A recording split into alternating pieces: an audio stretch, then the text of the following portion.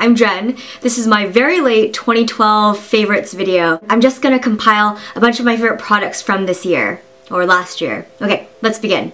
I'm gonna start off with my favorite high-end foundation. It's Nars Sheer Glow. It's something that I've been consistently using on my face because I found the perfect shade for my skin tone. I love Nars Sheer Glow because it's got a very natural and dewy finish. And so it's great if your skin's a little bit on the dry side. For my under eye circles, I use Maybelline's Eraser Dark Circles, and I use this as an under eye concealer as well as concealer for spots.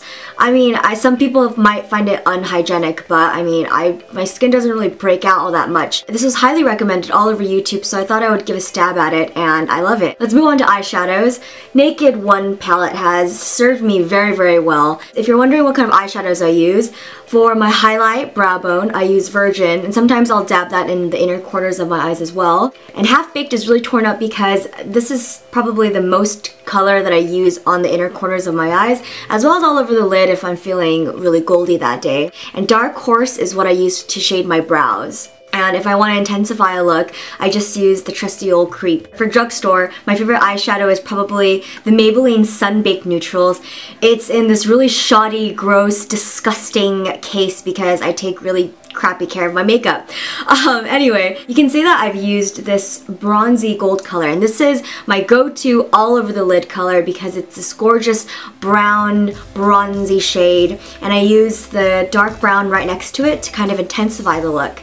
And I use this, I guess, tannish color to act as a blending color when I'm trying to fade it out. For an eyeshadow base, I love using Maybelline's Color Tattoo. This one is in bold gold. I apply this with my finger and just kind of smear it all over the eyes, and I find that it makes my eyeshadows a lot more vibrant, and I use mostly warm tone shades anyway on my lids, so I find that it just really enhances the color. For eyelashes, I am a devout follower of Maybelline's The Falsies, and this one's in Black Drama. This mascara is great if you have little to no eyelashes and you want something that is fairly cheap. This is around $9 at CVS. This is a very buildable mascara. And if you already have long lashes, I wouldn't recommend this because it gives a very clumpy texture, but when you're working to little to no lashes, it makes all the difference. You can kind of work with the clumps. And personally, I kind of like that spider lash look. Yeah. For my blush, I'm using NYX's Illuminating Bronzer, and I don't know who would use this as a bronzer because it's this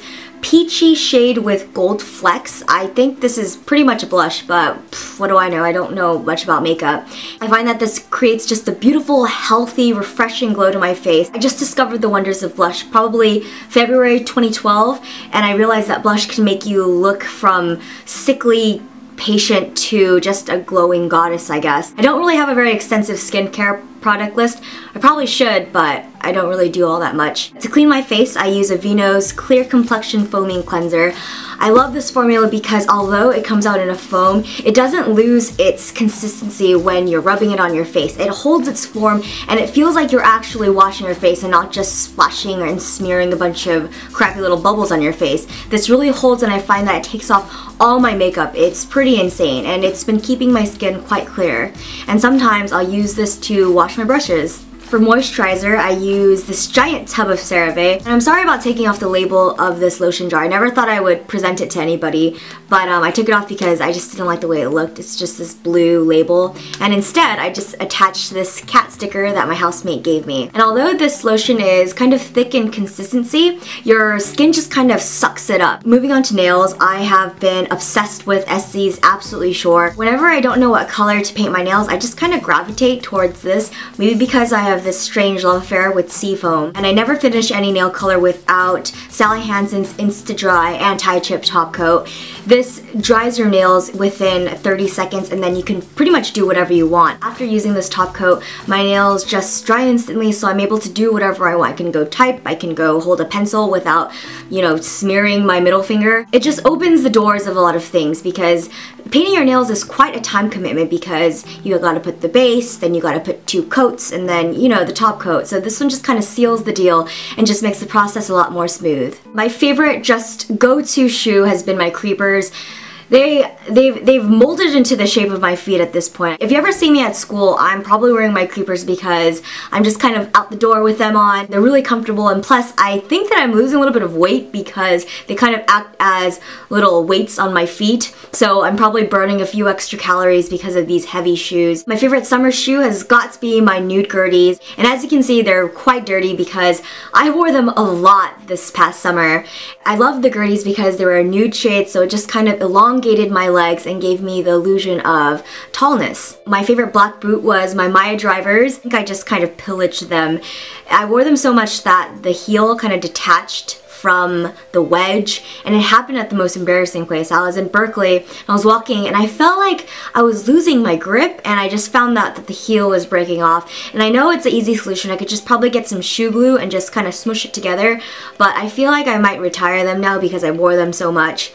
Maybe it's a sign that I shouldn't wear them anymore. My iPod has now been broken for well over a year now, and I don't know why I just don't buy another one. I've been listening to a crap ton of podcasts. My top 3 are Radiolab.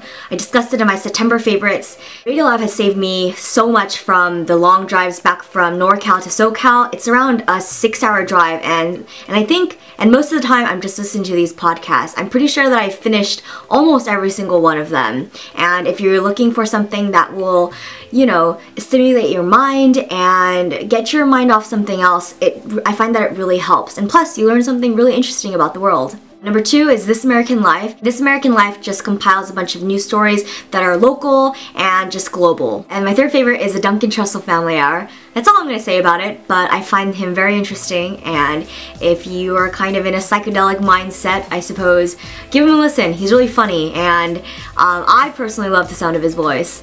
Usually I listen to him when I'm doing my makeup because he just says some really far out things. And my last favorite is my Sriracha bottle because it's been through a lot this year, or this past year. I've been doing a lot of self-cooking, and in the beginning I was absolutely horrible. So the Sriracha sauce kind of made my very, very mediocre cooking into something that was edible. I don't really have any fashion favorites other than my beanie, but I just thought it'd be super redundant. Plus, I'm very sporadic about what I like in fashion, so I thought that I'll just leave it at a blank because I haven't been very consistent with anything that I truly like fashion-wise. I also want to thank you for watching my videos and being very patient with me, and I hope that 2013 is going to be even better than this year. If you have an Instagram, my username is I'mJenim. You can follow me if you would like, and I guess that's it. I'll see you in my next video, and I'll talk to you guys later. Bye!